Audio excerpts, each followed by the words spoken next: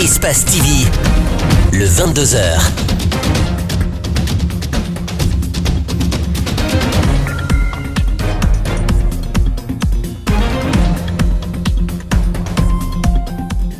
Bonsoir à tous. À la une de l'actualité nationale, la Direction nationale des impôts vient d'initier une nouvelle forme de recouvrement des recettes.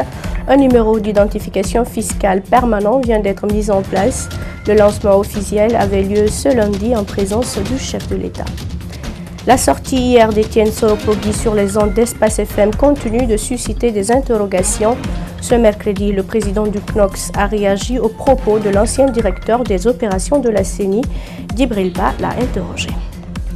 76% de Guinéens s'expriment librement sans aucune crainte. C'est le rapport d'une enquête menée par l'ONG Statfio International rendu public ce mercredi. C'est un rapport qui s'appuie sur plusieurs éléments. Je vous le disais à l'instant, un numéro d'identification fiscale permanent existe désormais à la Direction nationale des impôts. Le chef de l'État a présidé ce mercredi la cérémonie de lancement officiel de ce nouveau service. Il fait partie des réformes engagées par le gouvernement pour sécuriser et élargir les recettes de l'État. C'est l'Union européenne qui, à travers l'expertise de la France, a permis la mise en place de ce système et sa mise à disposition au fisc guinéen. Idrissa Bari et Yacouba Traoré pour les détails.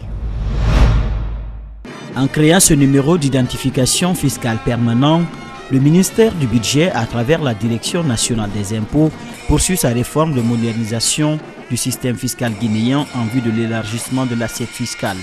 L'objectif est d'améliorer le rendement de l'impôt à travers la digitalisation du processus de recouvrement des impôts et taxes par l'implication d'un système bancaire pour une sécurisation des recettes.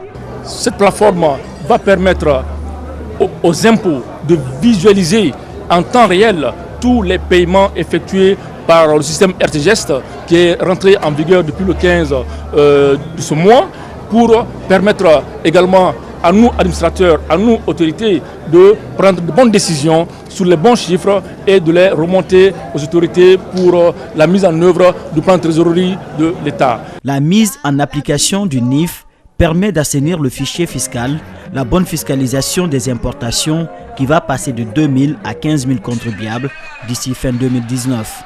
Les premières réformes sont axées principalement sur le mode de perception et de sécurisation des recettes. Tous les paiements d'impôts et taxes dus par les grandes et moyennes entreprises et tous les paiements de droits de douane se feront par virement RTGS, quel que soit le montant. Toutes ces réformes concourent à renforcer la sécurisation des recettes de l'État afin de permettre une amélioration des conditions de vie des populations guinéennes. Ce qui détourne à peine 5%, l'écrasante de la population en souffre. Plus on améliore la gestion, plus on améliore les conditions de vie de ces femmes qui sont là. Dans ces perspectives, le ministère du Budget compte mettre les opérateurs de téléphonie mobile et les banques primaires à contribution pour une meilleure mobilisation des taxes et impôts. Les deux commissaires de la CENI issus des rangs de la société civile sont des choix de l'exécutif. Ces révélations de l'ancien directeur des opérations de la Commission électorale nationale indépendante au Conseil national des organisations de la société civile guinéenne. Ces propos d'Étienne Soropogui sont rejetés par Dansa Kourouma.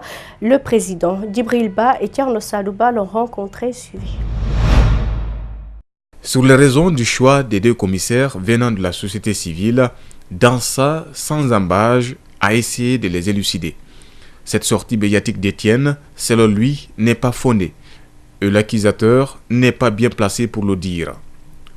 Alors, le cas de Maître Kébé, si Étienne a par hasard des problèmes contre son ex-patron, ce n'est pas le moment de le régler. Il ne faut pas le régler en passant par la société civile.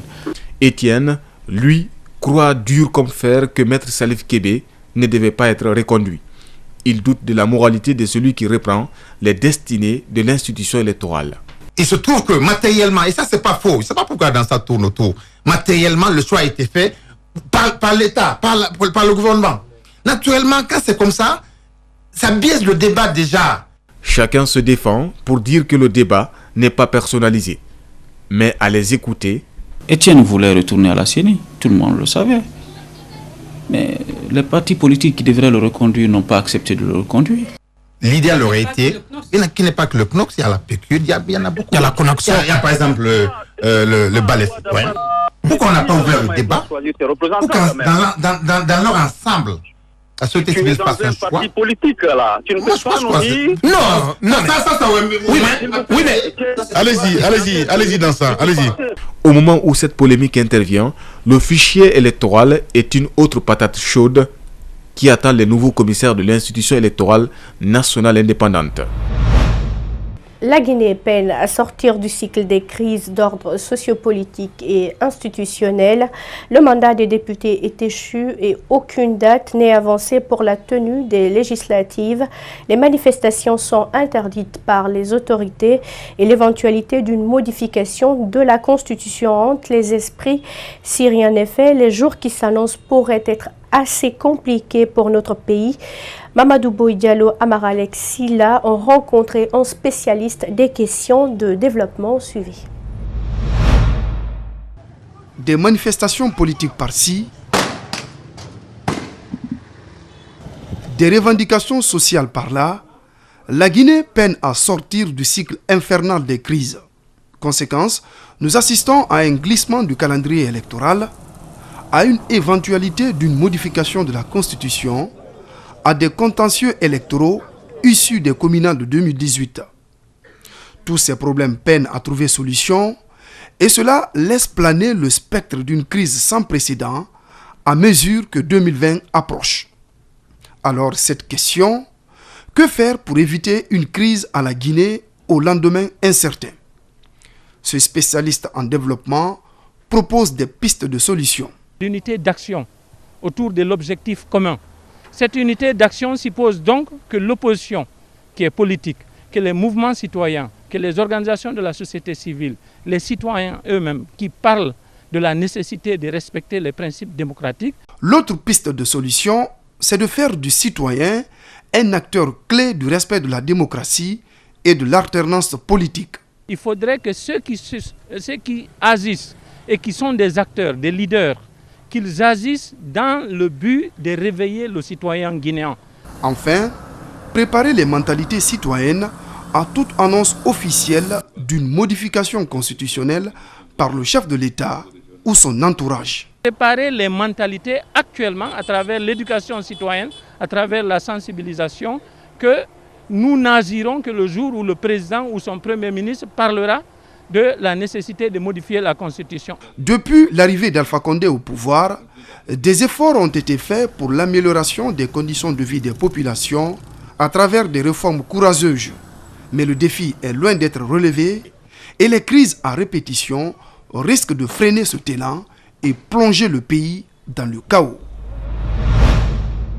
Après 4 années d'activité en Guinée, le programme d'appui à la réforme du secteur de la sécurité dans sa phase 2 a pris fin ce mercredi 23 janvier. À cette occasion, une cérémonie d'adieu a été organisée pour présenter au cadre des résultats des réformes entreprises durant ces 4 dernières années. Mohamed Valek Touré et Abdoulaye Kamara. Durant ces 4 années en Guinée, le programme d'appui à la réforme du secteur de sécurité a favorisé la mise en place de quelques organes de gouvernance, de transfert de compétences. Le seul but est d'améliorer la gestion administrative des services de sécurité. L'objectif global du programme était d'appuyer les efforts du gouvernement en matière de consolidation de l'état de droit, de gouvernance, de promotion des principes démocratiques et de protection des droits humains et particuliers, de contribuer à créer et à pérenniser un climat social et économique. Des outils de suivi et un site internet ont été mis en place qui permettent de suivre les réalisations et de disposer à tout moment d'une situation précise quant à la mise en œuvre des activités de la SNAP. Au cours de sa mission, le PARS, au-delà de la réforme du secteur de sécurité, s'est employé à la formation des étudiants curieux de connaître le fonctionnement du pilotage du processus de la réforme. Les attributions de la police sont désormais restaurées, nous apprend le chargé de la commission technique et suivi. Le processus de la réforme à Guinée revêt deux dimensions spécifiques. Du point de vue méthode,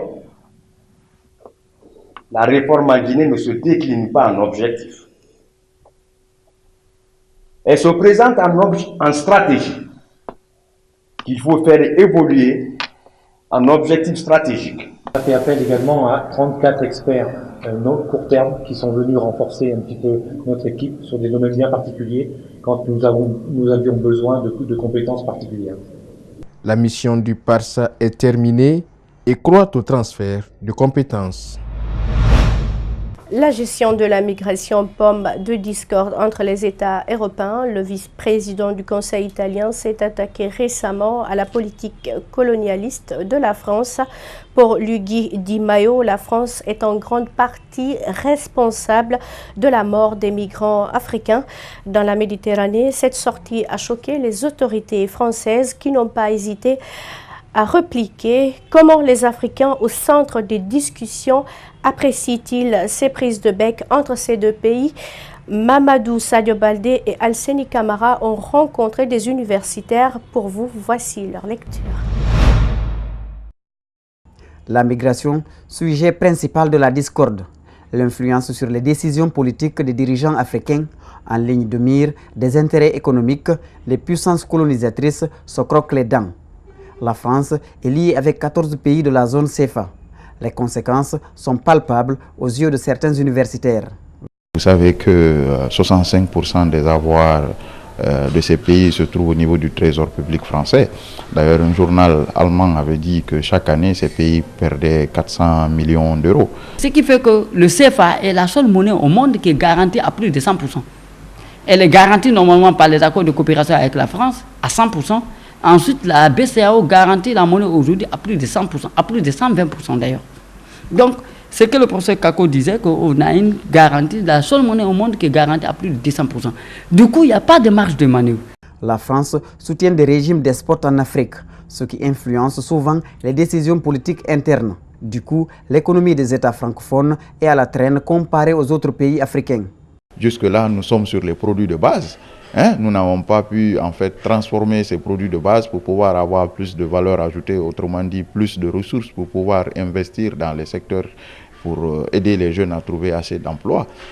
À la décharge de la France, les gouvernements devraient être à même de proposer des services plus convenables. Il est vrai que la France a eu et continue d'avoir un rôle négatif à bien des égards pour nos économies. Mais le vrai problème, c'est d'abord nous. Est-ce que c'est la France qui gouverne nos universités? C'est la France qui gouverne le port, là? Est-ce que c'est la France qui gouverne nos différentes entreprises publiques? Est-ce que c'est la France qui décide de ce qu'il y a de se passer dans ce pays? Par exemple, la Guinée n'est pas dans la zone CFA. Mais est-ce que la Guinée est mieux lotie que les autres pays? Au lieu de tomber dans des débats stériles, les Africains devraient faire une prise de conscience.